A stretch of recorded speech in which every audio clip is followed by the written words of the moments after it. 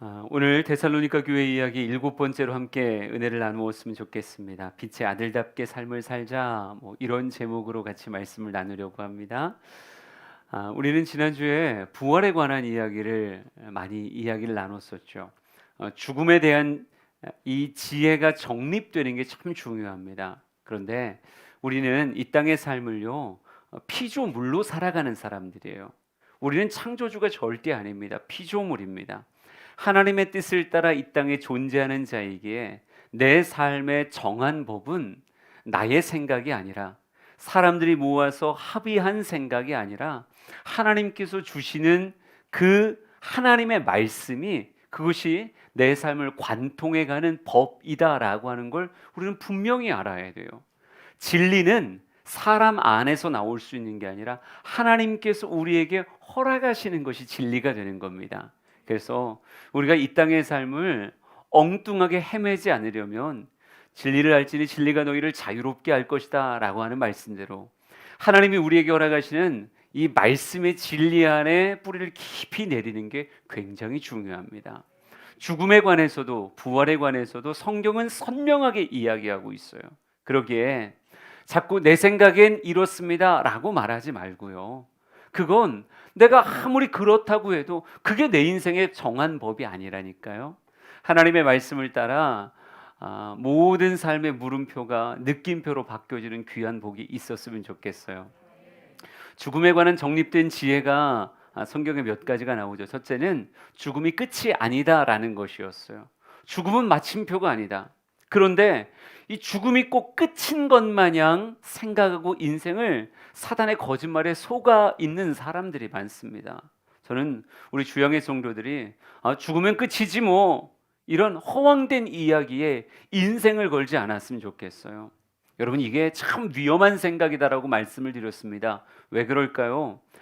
이 땅의 삶이 전부가 된 사람은요, 결코 쾌락주의를 이길 수가 없어요. 쾌락주의라는 게 무엇입니까? 나를 즐겁게 하는 것, 그것에 내 시간을 걸고요, 내 재물을 쏟아붓고 내 삶의 모든 것을 그 안에 집어넣는 거예요. 왜요? 이 땅의 삶이 전부인데 나에게 5년이 남아있을지 10년이 남아있을지 20년이 남아있을지 내가 모르는데, 지금 이 시간에 내가 하고 싶은 거 왜 제한해야 되느냐? 난 내가 하고 싶은 대로 할 거다.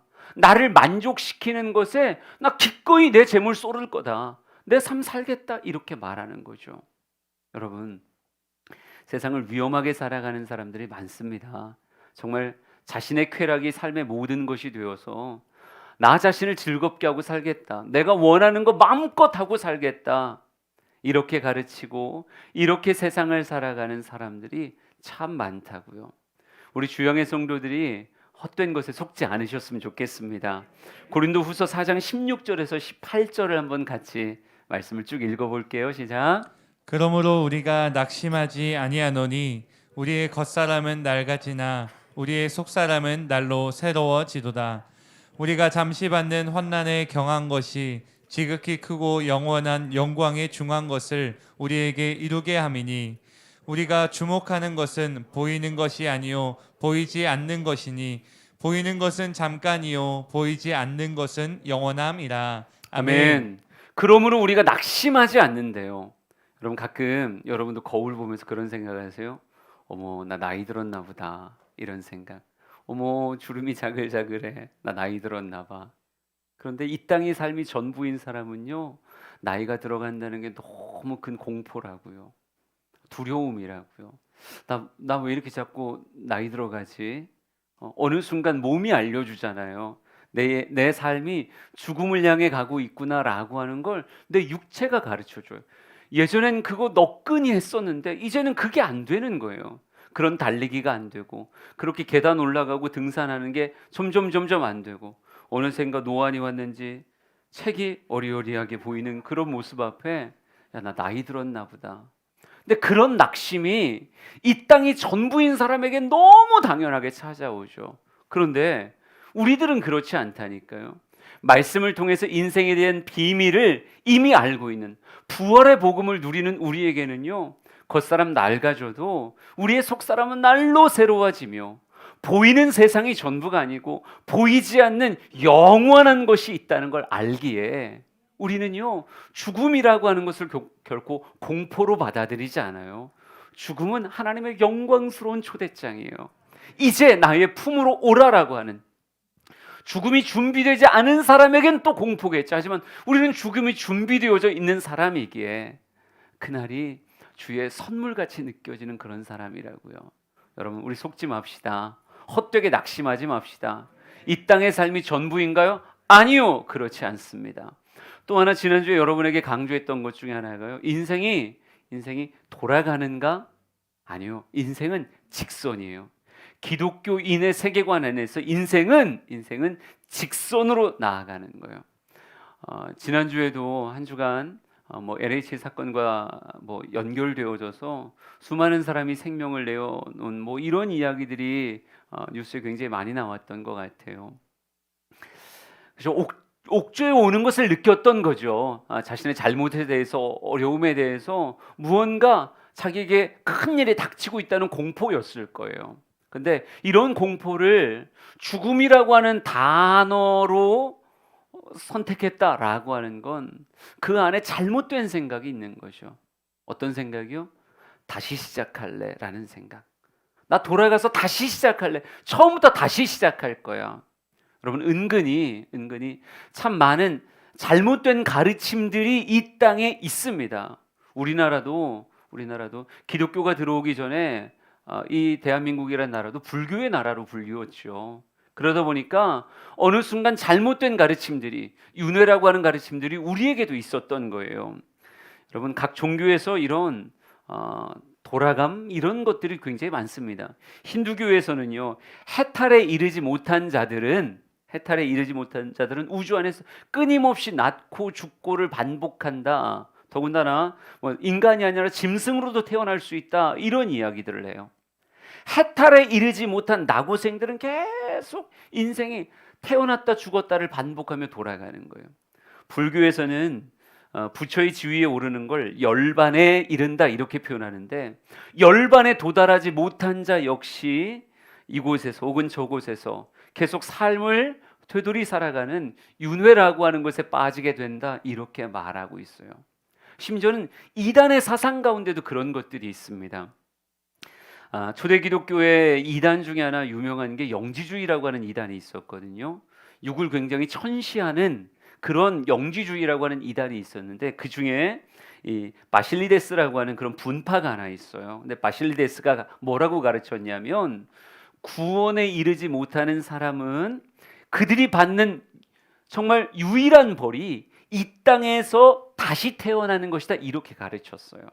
왜냐하면 육체의 삶 자체를 굉장히 저주스러운 것으로 육체의 삶을 경시했거든요. 그러니까 또 육체로 태어나서 삶을 살아가게 되는 것이 너희가 받을 벌이다, 심지어 이렇게 가르쳤다고요. 그런데 우리가 그것을 나는 힌두교랑 아무 상관이 없는데요, 난 불교 아닌데요, 이렇게 말해도 우리가 태어나서 살아가는 이 사회 안에 불교적 색채가 은근히 그냥 어른들의 가르침 안에, 그냥 오고 가는 이야기 안에 은근히 배어져 있는 경우가 많다고요. 한국이 왜 이렇게 자살률이 높을까? 압도적으로 OECD 국가 가운데 1위라고 얘기하는데 왜 이럴까? 혹 이런 이유 안에 있는 것이 아닐까 하는 그런 염려도 있는 게 사실입니다. 여러분, 그런데 우리는 다시 얘기합니다. 인간의 생각에 삶을 걸면 안 돼요. 우리는 피조물이기에 창조주의 선명한 뜻이 우리의 삶의 기반이 되어져야 됩니다. 그리스도인으로 받은 큰 복들이 있지만요, 그 중에 정말 탁월한 복 중에 하나가 하나님의 말씀이 내게 주어졌다는 거예요. 성경이 하나님의 감동으로 된 것으로 교훈책망 바르게 함과 의로 교육하기 유익하다라고 말하며 이 성경 붙잡고 온전해질 수 있다고 이야기하거든요.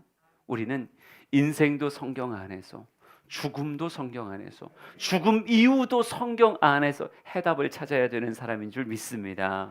그래요. 이 부활의 복음, 요한복음 5장 25절에서 또 28절, 29절 세 절의 말씀을 한번 쭉 읽어보겠습니다. 시작. 진실로 진실로 너희에게 이르노니 죽은 자들이 하나님의 아들의 음성을 들을 때가 오나니 곧 이때라. 듣는 자는 살아나리라. 이를 놀랍게 여기지 말라. 무덤 속에 있는 자가 다 그의 음성을 들을 때가 오나니 선한 일을 행한 자는 생명의 부활로, 악한 일을 행한 자는 심판의 부활로 나오리라. 아멘. 하나님의 말씀이 분명하게 이야기합니다. 죽음이 끝인가요? 아니다. 자는 것과 같다. 죽은 자가 자는 것과 같아서 자는 자가 깨어나는 것 같은 죽음에 처했던 자들이 다시 살아나는 영생의 순간이 있다. 성경은 선명하게 이야기하고 있고요. 또한 되돌이되는 거냐? 아니다. 선한 일을 행한 자는 생명의 부활로, 악한 일을 행한 자는 심판의 부활로 나아오리라. 계속 전진해서 살아가는 삶을 성경은 선명하게 이야기하고 있다고요. 부활의 복음을 가슴에 온전히 간직하였기에 인생을 이럴까 저럴까의 물음표로 살아가는 것이 아니라 그렇습니다 라고 하는 새겨진 느낌표로 살아가는 우리 모두가 되길 진심으로 축복합니다. 데살로니가 교회에 부활의 복음이 전해진 게 사실입니다. 그런데 부활의 복음을 가지고는 있긴 하지만 그들의 양육의 기간이 너무 짧았던 것 같아요. 양육의 기간이 짧았기에 그 안에 잘못된 생각들이 가미되기 시작했습니다. 지난주에도 말씀드렸지만 그들은 이렇게 생각했다고요. 주님 곧 오시니까 임박한 재림을 믿었거든요. 그러니까 곧 오시니까 그때 육체로 믿음을 가지고 있다가 공중에서 주님 영접할 거야. 그렇게 되지 않으면 영생에 이르지 못해. 이상한 생각들을 가지고 있었어요. 우리가 그 오류에 대해서는 지난주에 많은 이야기를 했습니다. 그런데 이런 잘못된 생각이 낳은 또 하나의 폐해가 있었어요. 그들이 뭐라고 생각했는가? 주님은 곧 오신다. 금방 다시 오실 것이다 라는 생각이 그들의 일상을 헛된 방임으로 채워버렸어요. 그러니까 일상의 삶에 집중하지 못한 채 무엇만 바라보는 거예요? 그냥 공중만 바라보고 있는 거예요. 예. 물론 주님 고대 가는 그런 느낌의 찬양은 아니지만 먼 산에 이상한 구름 하나만 떠도 주님 오시는가 하여서 내 삶의 일들이 손에 잡히질 않는 거예요. 지금일까 내일일까? 물론 우리가 천국의 소망을 가지고 살아가야 되는 건 마땅하지만 그 천국의 소망이 곧이라고 하는, 내 생각의 곧이라고 하는 것 안에서 일상이 무너지도록 만드는 건 철저히 잘못된 것이다라고 하는 거죠. 여러분, 사진을 하나 좀 보여드릴게요. 딱 보면 아실 거예요. 이 사진이 뭘까요? 92년 10월 28일 예수님 공중재림 휴거라고 써 있는 거 보니까 어디예요? 다미선 교회죠. 옆에 이장님 목사라고 쓰여져 있는데 이분이 책을 썼습니다. 무슨 책을 썼냐면요, 다가올 미래를 대비하라 라는 책을 썼어요. 굉장히 많은 사람들에게 읽혀졌습니다. 이 다가올 미래를 대비하라 안에서 글자를 따서 다미선교회라고 하는 선교회를 만들었어요. 이분은 기록된 하나님의 말씀보다는요, 직통계시라고 표현하는 보았다 들었다라고 하는 것에 심취한 인물이었거든요. 그래서 이 재림에 대해서도 보았다 들었다, 그것도 어른들이 아니라 아이들의 그 어찌 보면 그 때묻지 않은 순박함 안에 하나님이 뭔가 비밀한 계시를 주실 거라고 생각했던 것 같아요. 그래서 새 아이를 찾았습니다. 그래서 그 책을 보면요, 때로는 그들이 그렸다는 그림들, 막 글도 나오고요, 그림도 나와요.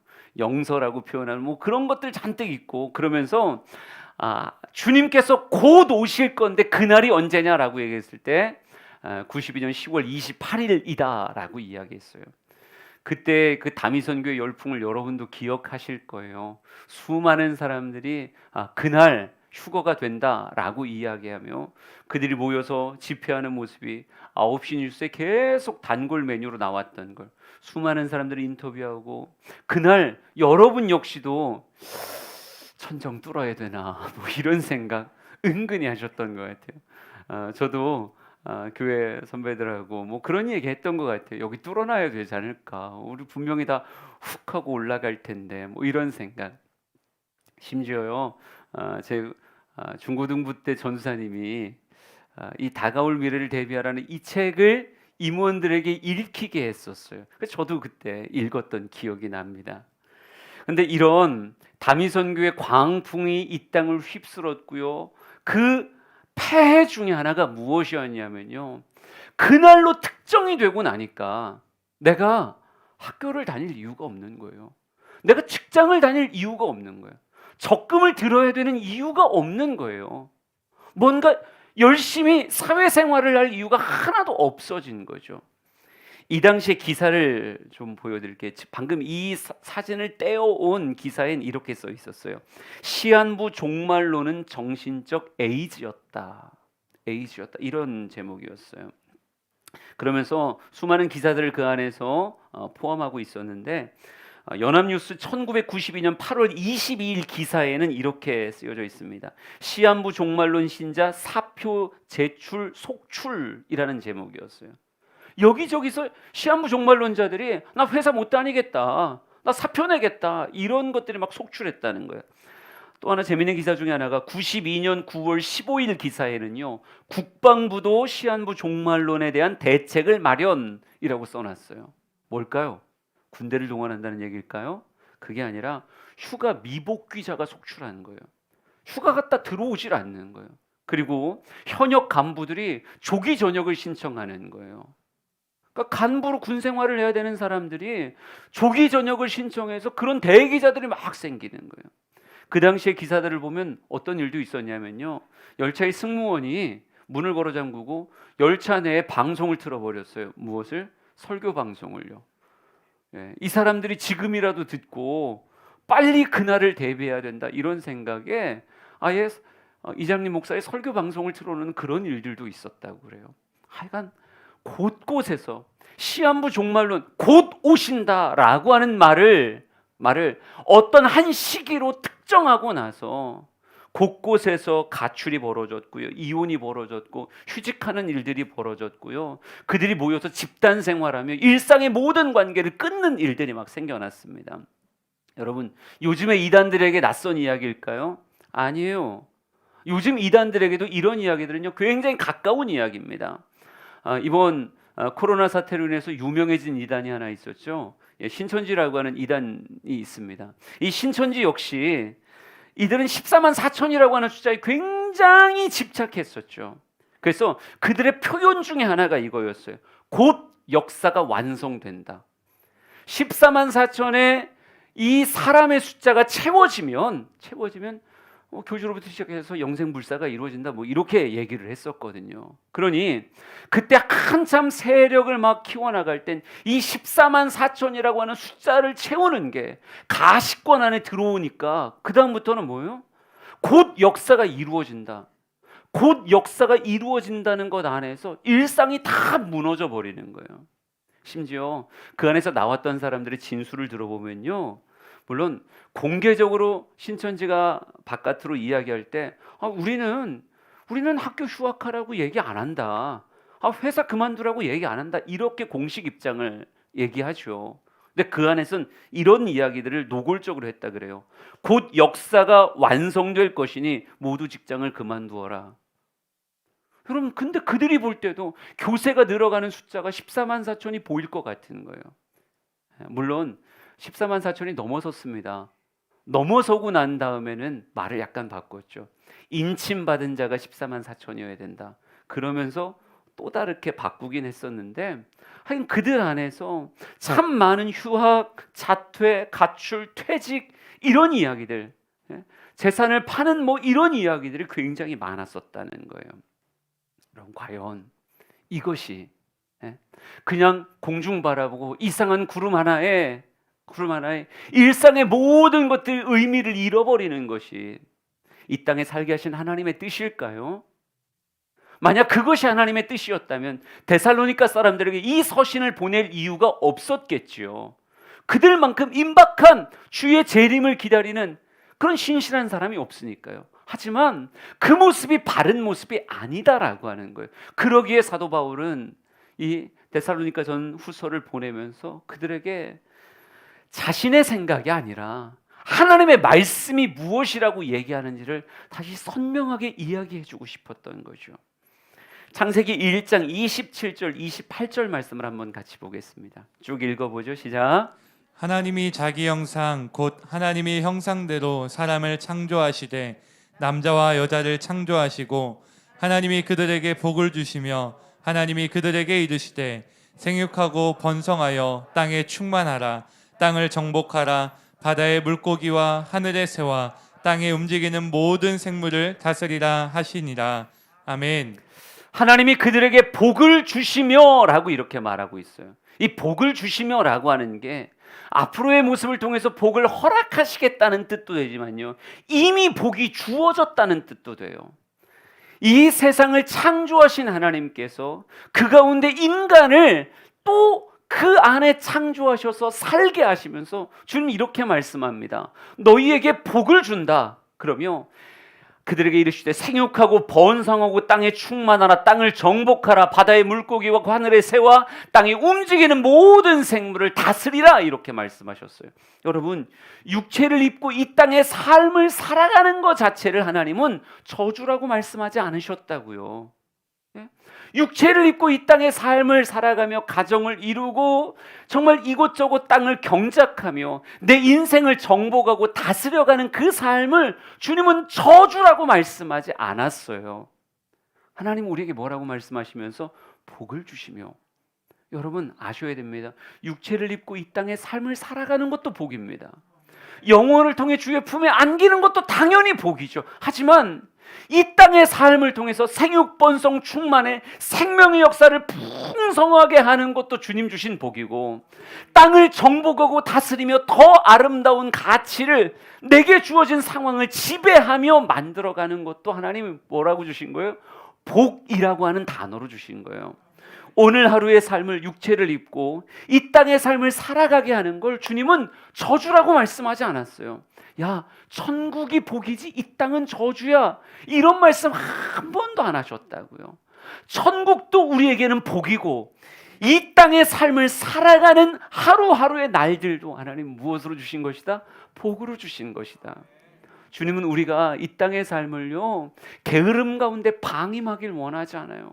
그냥 하루 종일 찬송을 부르고 하루 종일, 타미선교회가 그랬거든요. 머리부터 발끝까지 흰 옷 쫙 빼입고 예수 부활 빨간 글씨로 막 쓰고 십자가 새겨진 모자 쓰고, 그리고 난 다음에 하루 종일 찬양하는 걸 하나님은 잘했다고 말씀하지 않으셨어요. 잘했다고 하셨으면 오셨겠죠. 그게 그리스도인의 보낼 하루의 일상의 삶이 결코 아니라고요.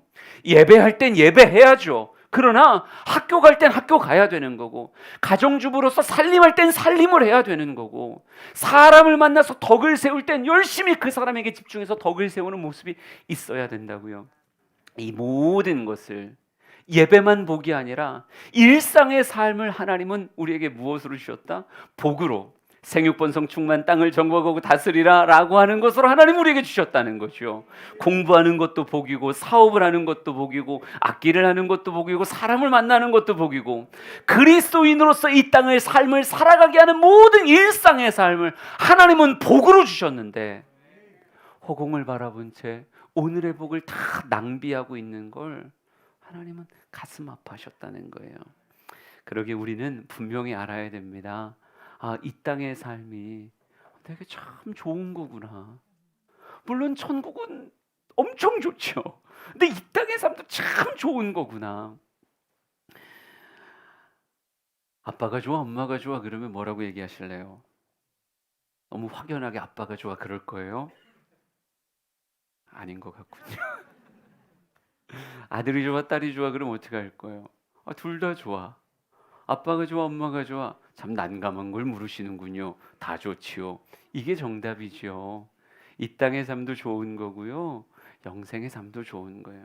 그런데 이 땅의 삶을 엉뚱한 지식에 속아서 살아가는 그 삶은 이 땅에서도 불쌍한 것이고, 심판의 부활하고 하면 그 영생도 불쌍한 거예요. 근데 우리는 생명의 복음, 하나님의 진리의 말씀 위에 살고 있기에 이 땅의 삶도 복이고 영생의 삶도 복이다라고 하는 거예요. 데살로니가전서 5장 1, 2, 3절을 한번 같이 읽어보겠습니다. 같이 읽죠. 시작. 형제들아, 때와 시기에 관하여는 너희에게 쓸 것이 없음은 주의 날이 밤에 도둑같이 이를 줄을 너희 자신이 자세히 알기 때문이라. 그들이 평안하다 안전하다 할 그때에 임신한 여자에게 해산의 고통이 이름과 같이 멸망이 갑자기 그들에게 이르리니 결코 피하지 못하리라. 아멘. 5장 1절 말씀 보세요. 형제들아 때와 시기에 관해서는 너희에게 쓸 것이 없음은 이렇게 말합니다. 왜 쓸 것이 없다 그럴까요? 물론 2절 말씀 보면 이미 너희에게 내가 자세히 이야기했다 이렇게도 표현하고 있어요. 이야기해서 표현할 이유가 없기도 하지만요. 또 하나 상관이 없기 때문에 이야기를 안 하는 거예요. 여러분 언제 어디서 어떻게 되어지는가라고 하는 재림에 관한 이야기, 심판에 관한 이야기는요 사람에게 허락되어진 지혜가 아닙니다. 심판이 있다, 주의 재림이 있다라고 하는 것까지가 허락된 거지 언제냐, 어떤 시기냐라고 하는 건요 우리에게 허락되어진 게 아닌 거예요. 그러면 하나님이 감추신 것, 이건 나의 영역이야 라고 하신 것을 우리가 비정상적으로 그것을 탐닉하려고 하고 어떻게든 알아내려고 하는 건 바른 태도일까요? 아닐까요? 바르지 않은 거예요. 왜 수많은 사람들이 잘못된 재림의식을 가지고 일상이 무너졌는가? 하나님이 감추신 걸 나는 알았어 라고 하는 말로 자꾸 엉뚱한 지식을 붙잡으니까 이렇게 되는 거예요.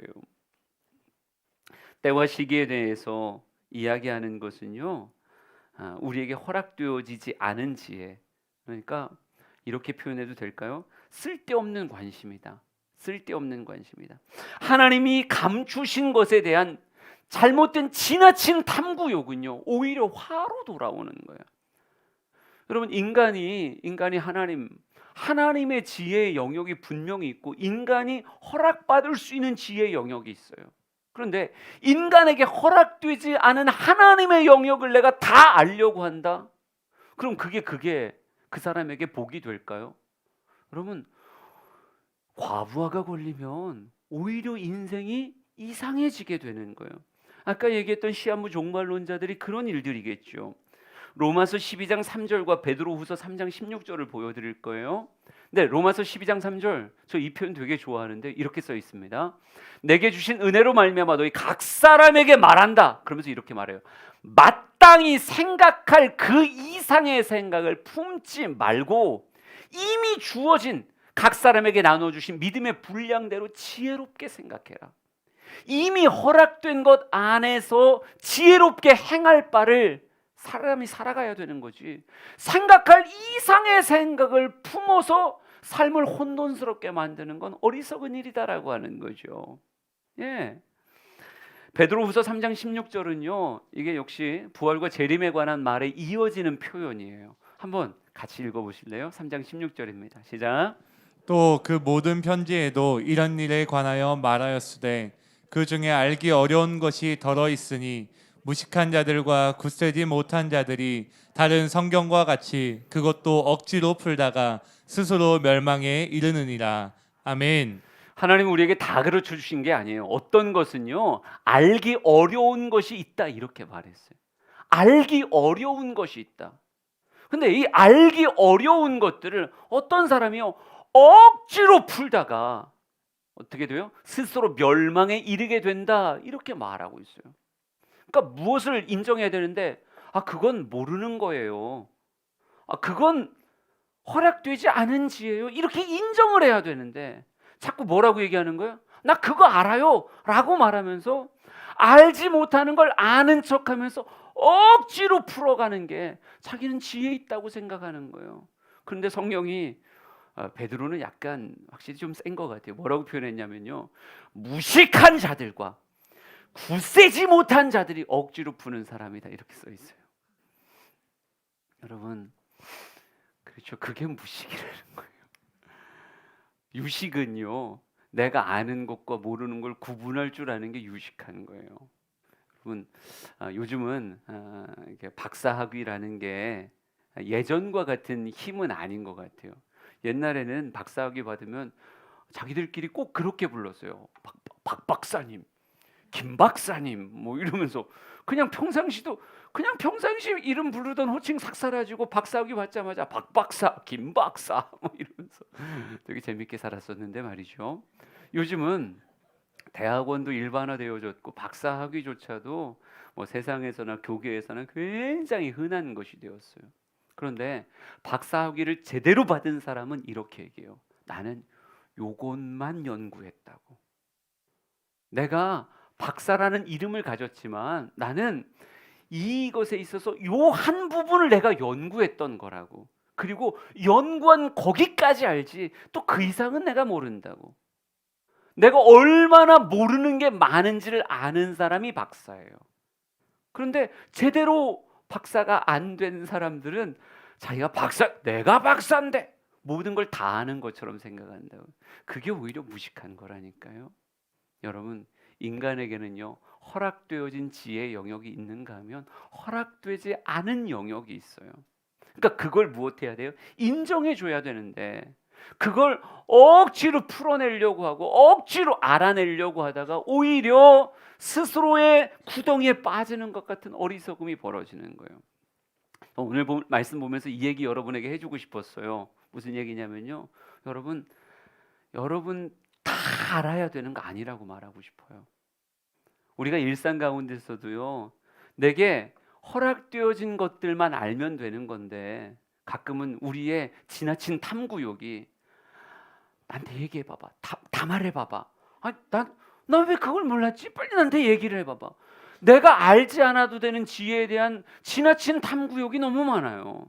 우리 목장도 제대로 모르면서 남의 목장 무슨 어떤 일 어떤 가정에 숟가락이 몇 개인지 그걸 다 알려는 지나친 탐구욕을 가진 사람이 있어요. 예? 아내에게 다 말해봐, 다 말해봐. 애들한테 하루 종일 있었던 거 다 말해봐. 알아서 뭐 하려고요? 그런데 온통 다 말해봐, 다 말해봐. 나한테 얘기해. 그 지나친 탐구욕이죠. 허락되어진 것까지만 알면 되는 건데 마땅히 생각할 그 이상을 넘어가지 않는 것이 삶의 지혜인데 자꾸 억지로 풀어내려고 하는 그런 모습이 있다는 거죠. 여러분, 이 억지로 풀다가 스스로 멸망에 이른 사람들이 얼마나 많은지, 스스로 구덩이에 빠진 사람이 얼마나 많은지 이 역사가 이미 증거하고 있어요. 이 시한부 종말론에 대해서도요 얼마나 많은 곳에서 있었는지 아세요? 제7일 안식일 교시요, 밀러라고 하는 사람, 사무엘 스노우라고 하는 사람이 그 당시에는 언제 종말이 올 거냐, 1843년설, 1844년설을 막 주장했던 적도 있고요. 여호와의 증인은 1914년에 종말론을 내세웠었어요. 그때 추종자들에게 생업 포기하라고 막 이런 일들도 있었죠. 우리나라에서는요 굉장히 많습니다. 동방교회 노광공이라는 사람은요 1965년 8월 15일 지구가 종말을 맞을 것이다 이렇게 얘기했고요. 성결교단 출신이었던 강계현이라고 하는 사람은 1967년 6월 8일 세상이 끝난다고 여기저기 스피커 들고 돌아다녔었어요. 장막성전 이삭교회 유재열은요 1969년 1월 1일, 일월산 기도원의 김성복은 1971년 8월 15일, 파령산 기도원의 전병돌은 1972년 8월 25일, 천국복음 전도회 구인회가요 1973년 11월 10일, 통일교회 박기동은 1980년, 안상홍 증인회의 안상홍은요 1988년 서울 올림픽 개막일에 끝난다고 그랬어요. 남원 샛별교회 김갑택은요 1989년 12월 22일이라고 그랬고요. 들림교회 공용복이라는 사람은 1990년 5월 둘째 주에 세상이 끝날 거라고 얘기했습니다. 여러분, 다 지나갔어요. 지금은 없을까요? 지금도 이야기하는 사람들이 있죠. 허황된 지혜, 허황된 지식을 꿈꾸며 하나님이 감추신 걸 억지로 풀다가 스스로 멸망에 빠지는 것 같은 헛된 자들이 있다라고 하는 거예요. 여러분, 하나님의 것은 하나님에게, 나에게 허락된 건 내가 지혜롭게 품어 안는 거고, 허락되지 않은 것에 대한 잘못된 탐구욕은 오히려 인생을 해되게 만든다라고 이렇게 말할 수 있어요. 그럼 주님께서 진짜 부활의 소망을 가진 자에게 원하시는 게 뭘까요? 데살로니가전서 5장 6절, 7절, 8절을 한번 같이 보겠습니다. 같이 읽어보죠. 시작. 그러므로 우리는 다른 이들과 같이 자지 말고 오직 깨어 정신을 차릴지라. 자는 자들은 밤에 자고 취하는 자들은 밤에 취하되 우리는 낮에 속하였으니 정신을 차리고 믿음과 사랑에 호심경을 붙이고 구원의 소망의 투구를 쓰자. 아멘. 어둠이 담긴 이상한 자장가를 우리 곁에서 부르는 자들이 있는 건 사실이야. 하지만 그것에 잠드는 건 그리스도인의 삶이 아니라니까요. 혼미케 하는 세상의 술을 가지고 우리 눈앞에서 흔들며 이 한 잔 받으라고 이야기하는 세상의 그 정말 한 잔을 받으라고 하는 그런 이야기들이 많은 건 맞지만 그거 앞에 내 인생이 취해서 해롱거리는 건 우리 빛에 속한 자요 낮에 속한 자가 살아갈 삶의 모습이 아니라는 거예요. 엉뚱한 잠, 엉뚱한 술에 취하는 게 아니라 오직 하나님의 말씀에 든든히 발을 디디고 서서 어떻게 살아야 되는 거예요? 낮에 속한 자로 성경은 이렇게 표현합니다. 우리는 낮에 속하였으니 정신을 차리고 믿음과 사랑에 호심경 붙이고 구원의 소망에 투구를 쓰자 이렇게 말하고 있어요. 여러분, 이 땅의 삶을 어떻게 살아야 되는 거예요? 정신 차린 채로 살아야 되는 거예요. 깨어서 흔들리지 않고 똑바로 인생을 살아야 된다라고 하는 겁니다. 여러분, 그런 사람은 거듭 이야기하자면요, 이 땅을 살게 하시는 하나님의 뜻을 따라, 하나님이 오늘도 살게 하시잖아요. 그 뜻을 따라 삶을 무엇으로 채우는 거예요? 하나님의 복으로. 생육번성 충만 땅을 정복하고 다스리는 것 같은 하나님의 복으로 일상을 채워가는 것이 깨어있는 성도의 삶의 모습이다라고 하는 거죠. 여러분, 그렇습니다. 하나님이 지금 이곳에 살게 하시는 뜻이 분명히 있다니까요. 나를 이 시대의 이 현장 가운데 살게 하시는, 나로 하여금 그 가정에서 가정을 영위하게 하시는 주의 뜻이 있고, 나로 하여금 주양교회라고 하는 곳에서 함께 신앙생활하며 성도의 공동체를 누리게 하시는 하나님의 뜻이 있다고요. 나로 하여금 그 직장에 가서 살게 하시는 하나님의 뜻, 그곳에서 수많은 사람들을 만나고 더 많은 시간을 교제하게 하시는 주의 뜻이 분명히 있다는 거죠. 그러니 우리는 무엇을 추구하며 살아가는 거예요? 깨어 정신 차리고 살게 하신 그 뜻을 사명으로 찾아가며 그 공간에 존재하고 그 공간에 충실하는 것이 우리에게 허락되어진 오늘을 살아가는 지혜라고 이렇게 말할 수 있어요. 데살로니가전서 5장 10절 11절 말씀 같이 볼게요. 같이 읽습니다. 시작. 예수께서 우리를 위하여 죽으사 우리로 하여금 깨어 있든지 자든지 자기와 함께 살게 하려 하셨느니라. 그러므로 피차 권면하고 서로 덕을 세우기를 너희가 하는 것 같이 하라. 아멘.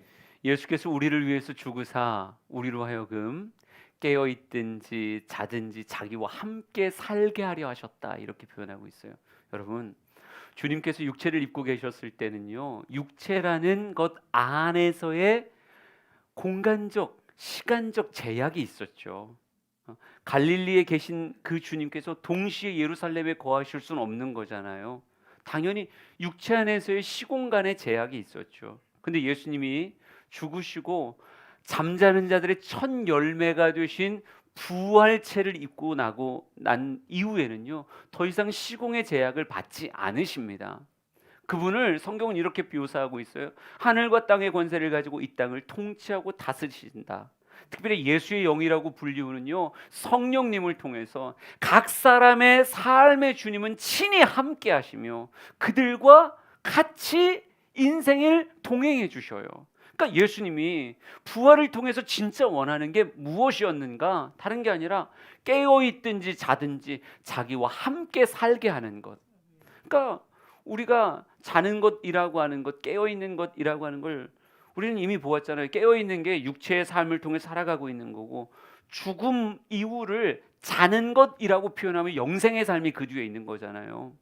예수와 함께 한다는 건요, 죽음 이후에만 예수와 함께 하는 것이 아니라 어디에서도 깨어있는 이 육체의 삶 가운데서도 자기와 함께 살게 하는 것, 이것을 위해서 주님은 먼저 부활의 첫 열매가 되어주시는 거예요. 그러니까 우리는 영생의 순간에만 눈물 닦아주시는 주님과 같이 있는 게 아니라 이 육체의 삶 가운데서 뭘 누려야 되느냐, 나의 삶에 함께 하시는 예수의 그 동행을 이 땅에서 막 누려야 되는 거예요.